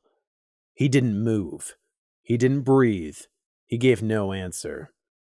1 minute. 5 minutes. 10 minutes. Celestia patiently waited without interrupting. An eternity distilled into those 2 short moments. Alone in the world, a lamb and an alicorn waited inside a sealed stone room. Just a wolf and its prey. A violent shudder went through the lamb. It passed from the tips of his hooves, through his wool, and out the ends of his drooping ears. Where are we? He asked for the second time. The question came out low and strangled. It doesn't matter. Suffice to say, somewhere well warded and secure. His unreal teeth clacked together, loud enough to make a listener wince in sympathetic pain. Canterlot? Celestia hummed. Maybe. Maybe not. Does the answer matter that much to you? Where? I'll take that as a yes.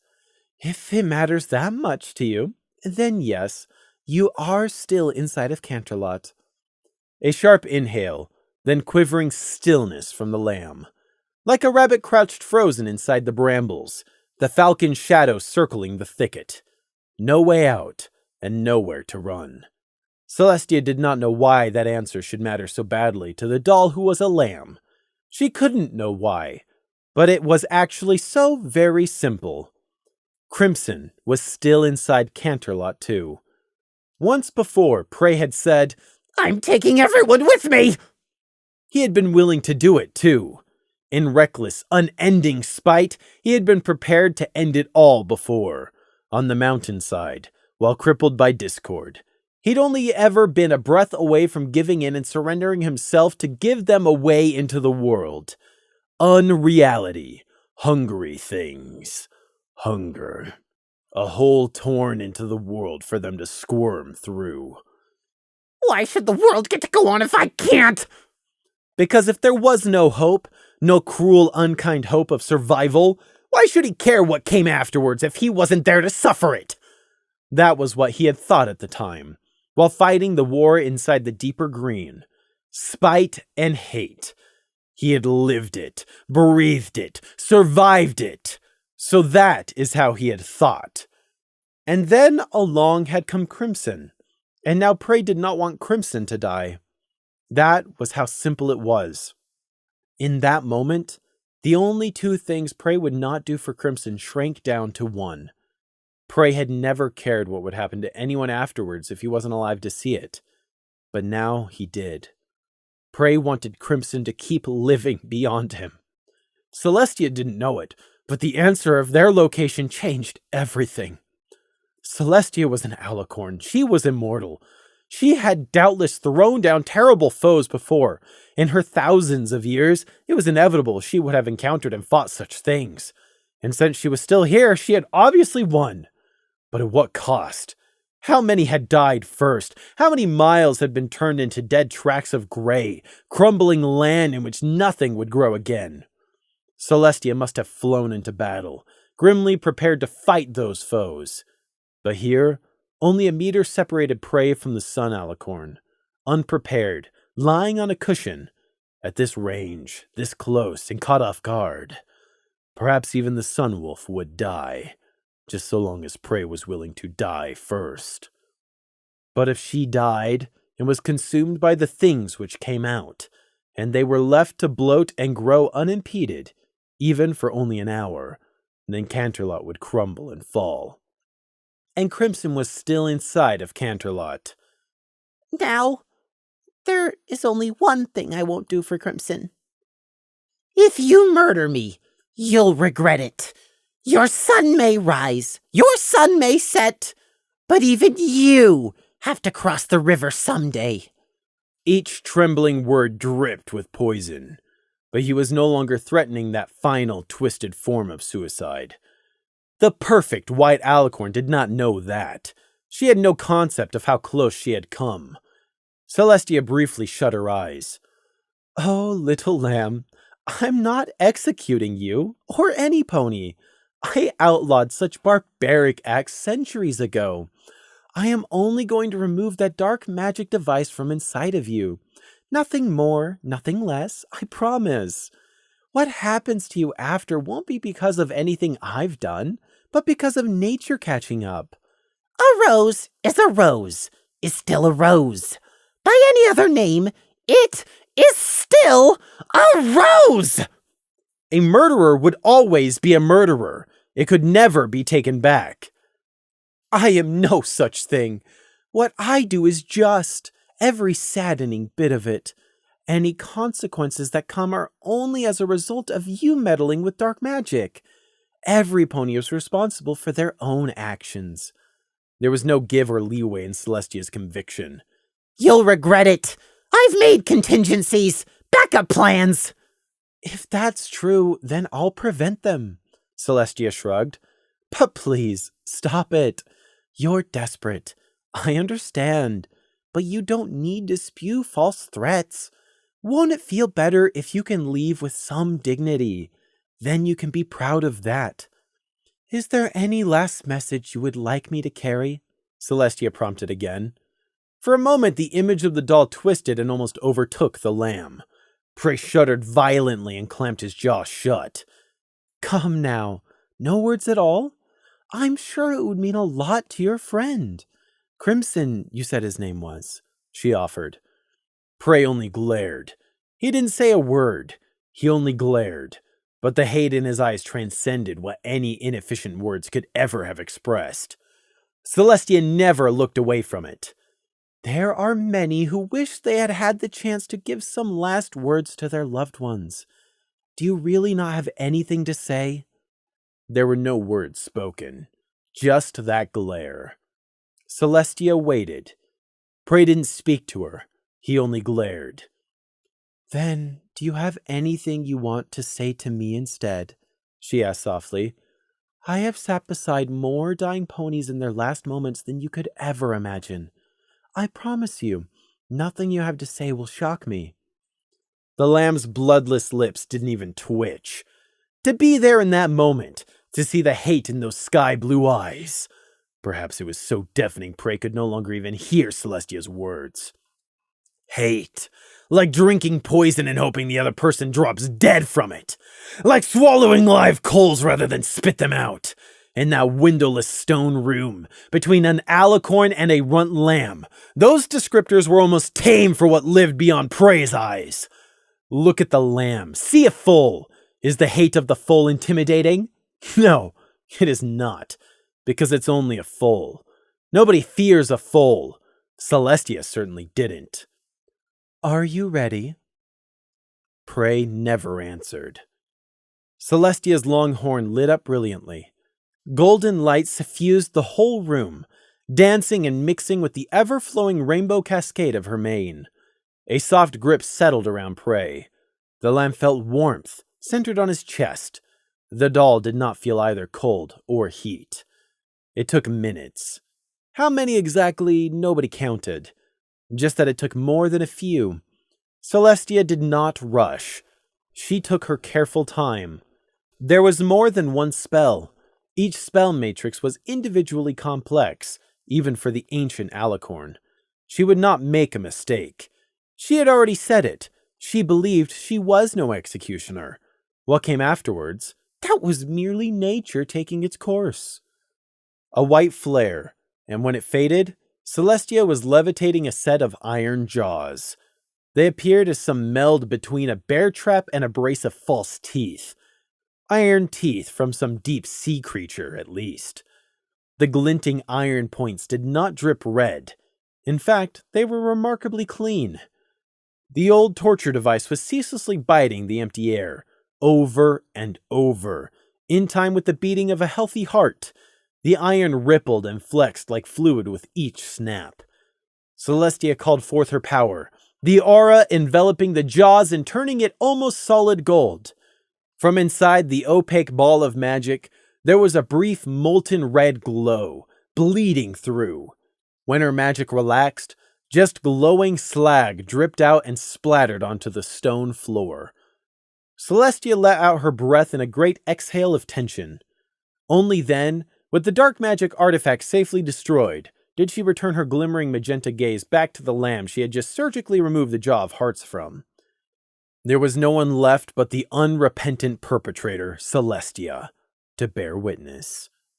Inside Prey, warring dark magic suddenly found themselves unbalanced. The burning energies of the ritual of external youth found it could overtake the energies remaining geared for preservation and repair. Mirror unable to fully compete, and overtake it did. It had a lot to catch up on. Silently, like sand drifting away in a current, tiny flakes of dust were peeling off of Prey. It was like seeing a sapling sprouting, growing, peaking, and then aging and withering down all within a smattering of heartbeats. Rotting straws spilled piece by piece out from between the doll's rapidly gaping stitching. A drawn-out sound of ripping thread, of string unraveling. And then a square patch of flesh that was cloth, but still flesh, peeled off of Prey's leg and blew away into ash. All across the lamb's body, ragged patches began to peel, to flap, and unevenly break off. Inside of his body, there was nothing. No blood fell, no innards spattered. He was naught but hollow stuffing and straw. And still he glared, two slowly loosening button eyes of hate. Stitching rapidly unraveled before Celestia's very eyes. Wool and fur fell out strand by strand, and Prey made not a sound. He didn't even look at himself as he faded, as the doll disintegrated. Straw, string, and stitch. He never looked away from Celestia as his left hind leg failed and fell away, nor his flesh and cloth sloughing off, nor when a button eye plinked onto the floor. Celestia dared not blink or breathe, lest she miss the final moment. That was only right. She waited for the last thing he would say, ready to commit it to memory. But Gossamer never did. He only glared. There was a farm behind him. The fields lay fallow. A tired ewe, slowly breaking the hard and packed earth.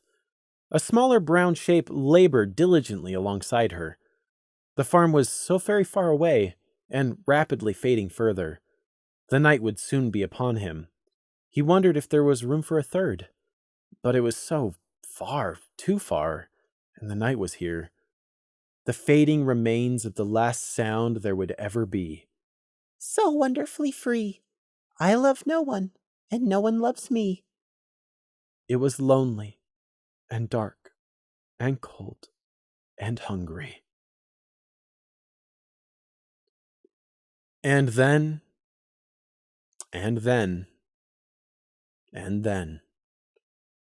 Celestia let her breath gently out, briefly bowing her head in a moment of respect for the dead. No matter who they had been in life, every pony wants to be remembered. There was a highly sensitive magical barrier covering every inch of the stone room, but nothing had pinged the barrier trying to get out. There were also a hoofful of overlapping and sympathetically linked scrying spells here. Scrying and divining spells were unreliable and imprecise at absolute best, but this close to the object of their focus, and with so many overlapping, they would at least react if something unexpected had occurred, or something had gone wrong outside in the rest of Canterlot. But nothing. No resonance, no alarm signaling any delayed dark magic reaction caused by the doll, the lamb, finally departing this mortal coil. None at all. His threat at the end, of dire consequences, had been a bluff, or were non-magical in nature and merely the mundane kind of threat. Celestia rose gracefully off her satin floor cushion. It was sad, it really was, that I had to go this way. And then there was the screaming pulse of blackness ripping into the world. In the lightless depths of a sinkhole under the mountain, freezing water fell past smothered stone so old it had never seen the light of day. Something Prey had never intended. A mistake. A punishment. Down and down and down. Down in the crushing dark. The worm of hate split open like a burst fruit and began to swell. Burning power blasted defensively outwards from Celestia in a pressurized wave. It was instinct, a reaction, to defend yourself. The stone of the room cracked and glowed, and then the power rebounded and rushed back into Celestia. But the danger hadn't come from in here. Celestia whirled, horn a blazing nova as she looked up towards something she couldn't see beyond the cracked and blackening stone. Oh no! But that wasn't it. There was more than the worm at the bottom of the sinkhole. Prey had told the truth. In fear and paranoia, he had made contingency plans in the dead of night when the fire was burning low. Beneath a tree canopy and down amid light-dappled ferns, just outside of a tiny deer holt, a young fawn was playing and prancing around with his twin sister, their parents nearby, tending to and weaving the living walls of the holt. A moment before the cries of panic, a shrieked alarm sounding within heartbeats, the fawn had seized up and spasmed wildly in the dirt, torn ferns flying. The desperate Holt didn't know, couldn't know, that it wasn't a snakebite or poisonous mushroom, but a foreign soul trying to drive into the fawn. The invisible greater rune carved onto the back of the fawn's head acting as a beacon. The terrified parents had no way of knowing. Hundreds of miles away, buried beneath a city they'd never see, a massive and complex array of runes was reaching out across all that distance to sink invisible claws into their fawn's skull. They had willingly given their food and shelter to strangers moons ago, under another forest canopy. Prey had repaid that trust with treachery in the dark of night, where there was no one to see. Above the golden mountainside city of Canterlot, there was a brilliant flash of light. Celestia appeared high above the city in midair, enormous wings beating. Spells flashed in rapid succession before her, cast faster than was equinely possible for all except her as an alicorn. Her head snapped around, wings reorienting her to the right direction. She flinched violently, losing a hoof of height as another signal struck her, this time from beneath her. "Danger! Danger! Danger!" it was screaming. She looked down at Canterlot, at something coming from beneath Canterlot. Her floating mane stopped moving. Oh no! In a spare room, inside an earth pony's house in upper-lower Canterlot, with a blanket thrown over it and a half-filled clothes basket stacked atop it, a heavy gray box began to vibrate. Scenic wasn't in, he was out, having already hastily left to look for Prey, Gloom, and Crimson. A Thestral flyer had just come by from the palace, specially searching for him. The Thestral didn't hear or see the disturbing jack-in-the-box given to Scenic by Prey, and subsequently had been put from their mind, didn't catch it vibrating and moving. There was a horrible wet clicking, grinding coming from inside. The air ignited around Celestia as strengthening magic poured into her, rushing in through her feathers, her hooves, into her lungs, more than anyone but an alicorn could summon. She drew more, needed more. There was terrible, terrible danger. The ponies of Canterlot had to be protected. Celestia reached out for her alicorn magic, her harmony-given destiny, and transmuted power directly from her own element, the sun. Such was her need. A halo of light burst into blinding glory about the alicorn, the halo's edge shimmering with enormous tongues of invisible heat. She was too bright for any naked eye to look at. In a desperate race against time, Celestia cast whatever spells she thought might work as fast as they came to her perception-enhanced mind. And something that had never come from Prey. A rag pincushion, in a dark cavern, sitting on a broken and scoured smooth stump of stone. The stitching burst while cloth began to bulge outwards, as if teeth and claws were straining against it from the inside. There were wards hundreds of years old, almost forgotten and never used, only tested, built into the very foundations of Canterlot. She'd been lax. She should have maintained... But by her alicorn magic, overflowing energy gushed into the underpowered wards. They sprang up, 10 times stronger than they had ever been activated before. Wasted, ill-directed magic burned away in them, but an alicorn had more than enough to compensate, to outstrip the need for the fine control with sheer quantity. In answer, the city's massive wards blazed up like a bonfire. In the heart of the misty Isle of Dove, twisted wicker monstrosities of every shape stood like statues.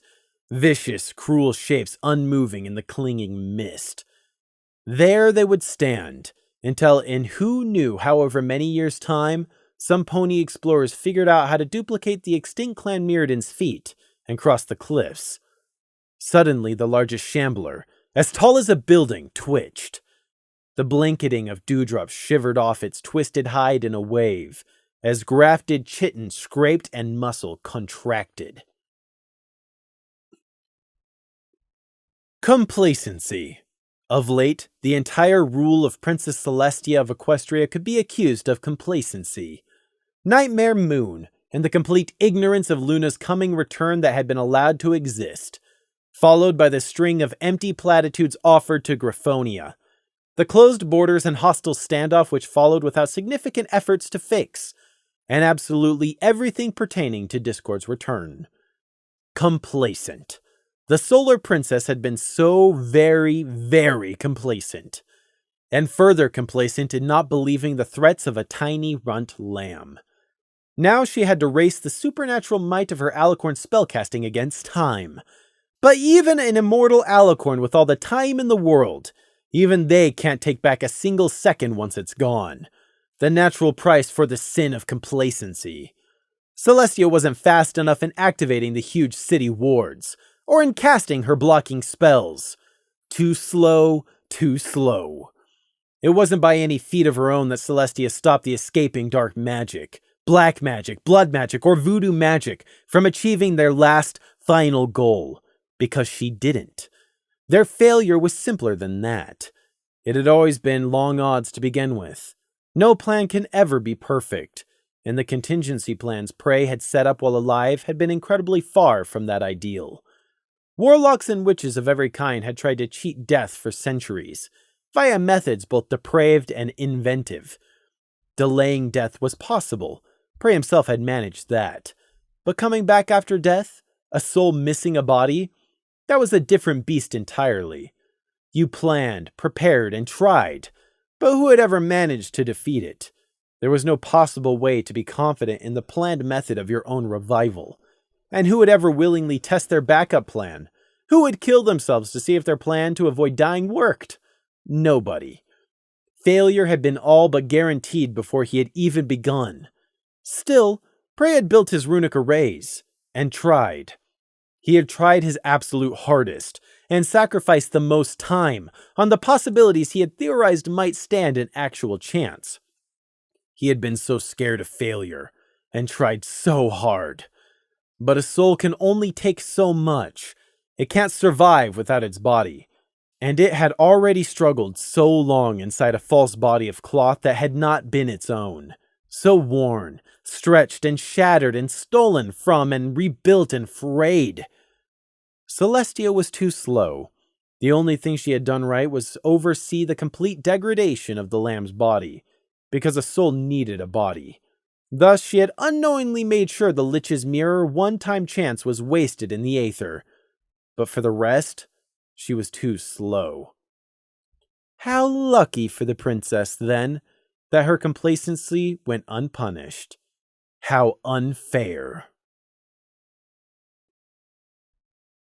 Bucking and thrashing in his crying parents' grips, his terrified twins standing frozen and staring on, the fawn abruptly shuddered and lay still.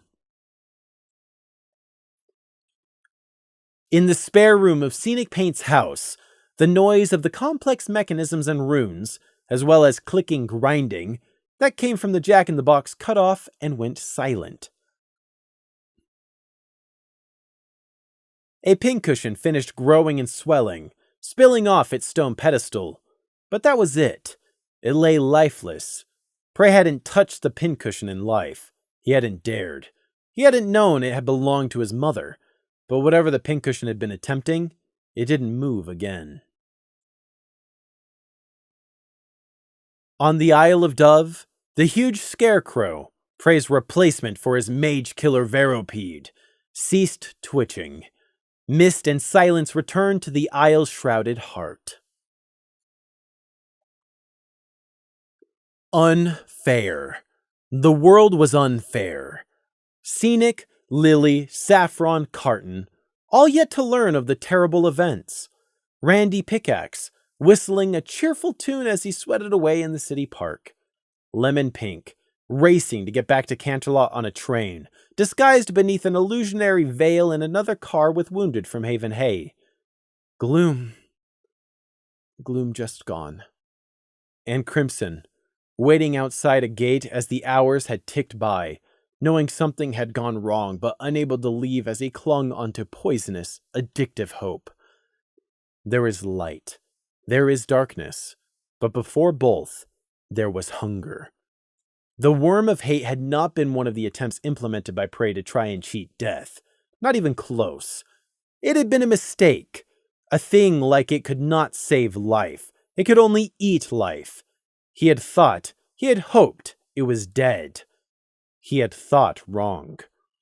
A giant pulsating body of gray, squirming flesh, blind and eyeless, slime, stretching, stringy, feverishly multiplying tendrils, and mouths, toothless leech mouths everywhere. It was a throwback to a time before there were teeth. It was flesh, hunger, and mouths to feed the flesh's hunger. It surged upwards, rushing through the dark water, racing for the sinkhole, ravenously racing for the air and the hunting grounds awaiting it. Prey hadn't intended for the worm to exist. He hadn't intended for a lot of things. For one, he had never intended for the sinkhole to be part of his lair. For another, he had never dipped so much as a hoof into the icy water to lay any runes beneath the waterline.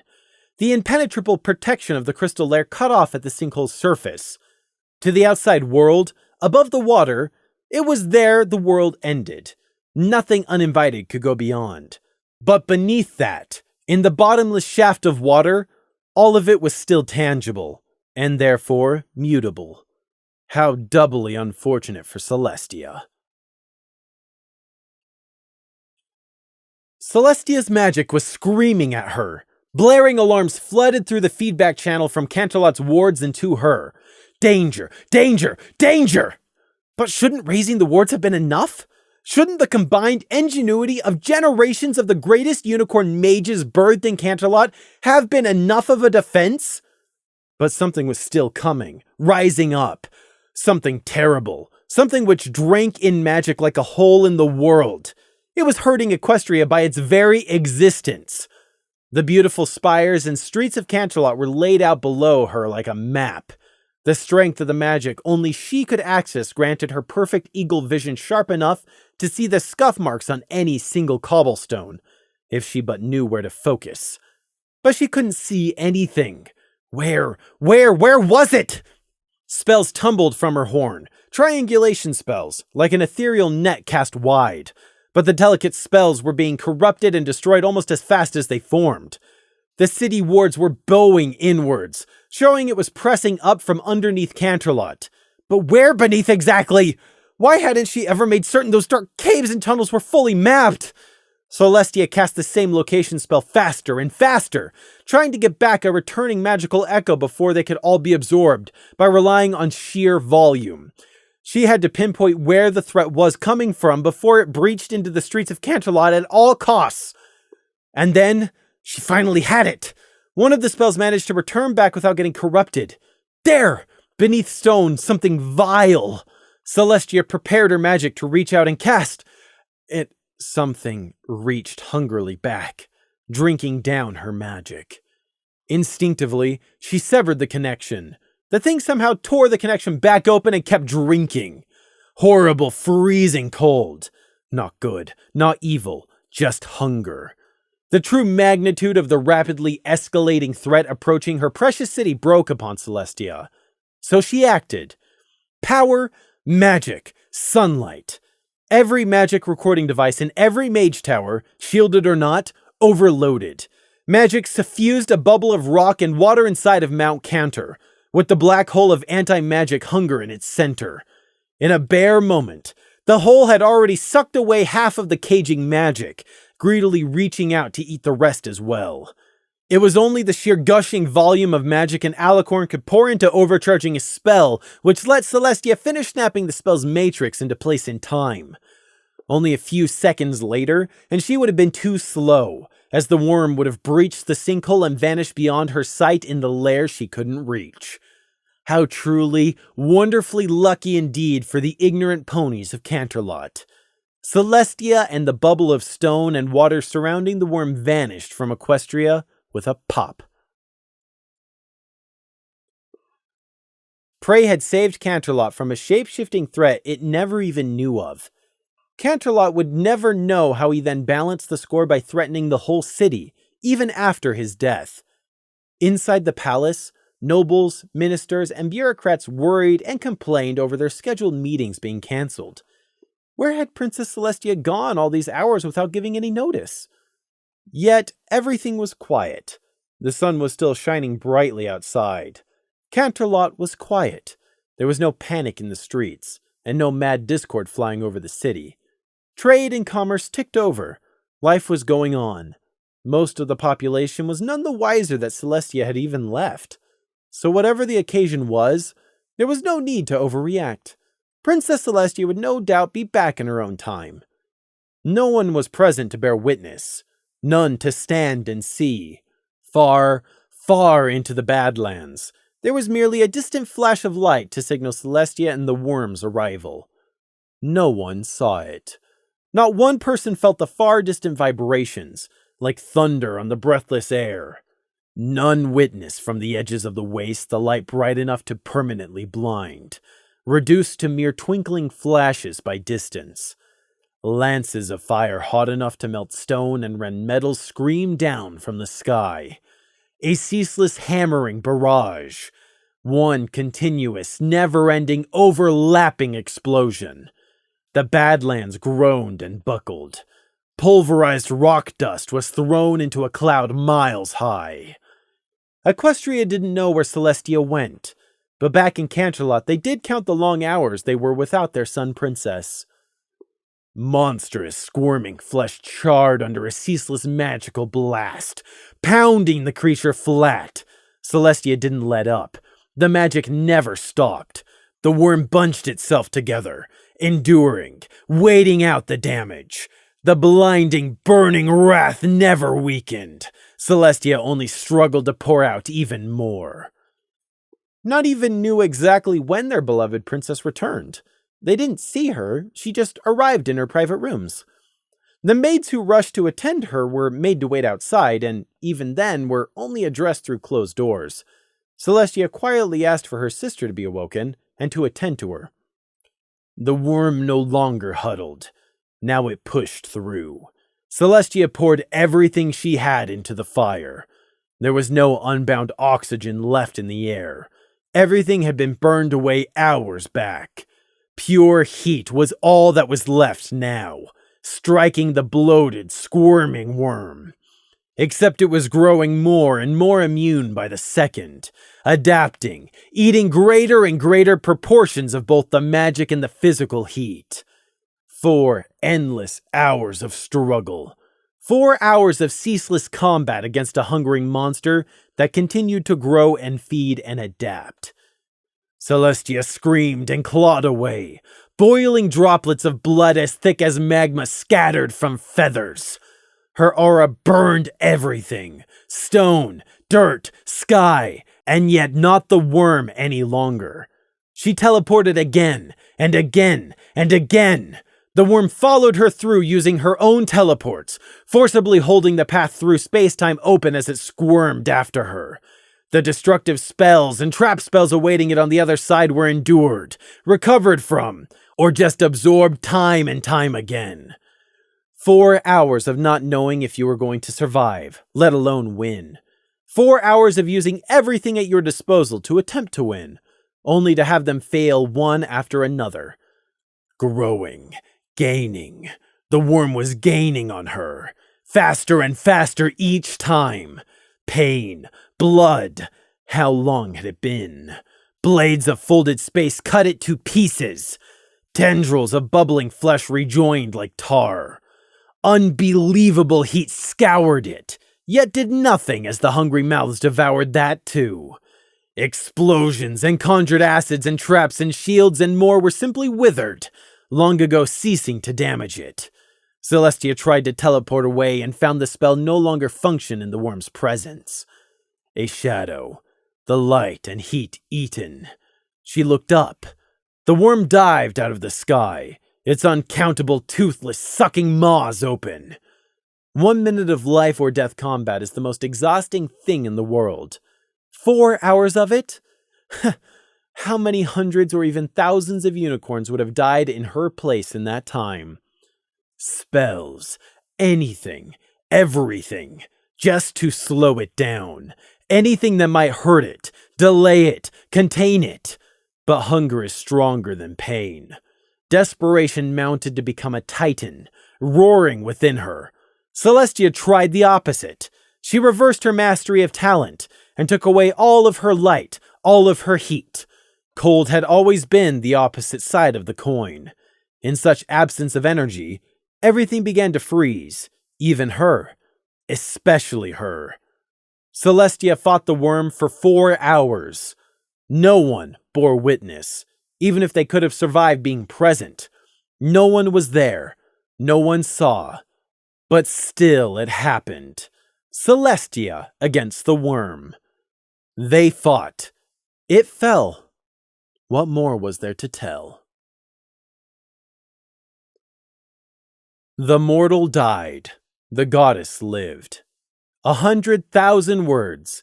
Decades, strife, conquest, success and failure. The entirety of a single life. Could it not be boiled down to just those 6 words? It was so much simpler that way.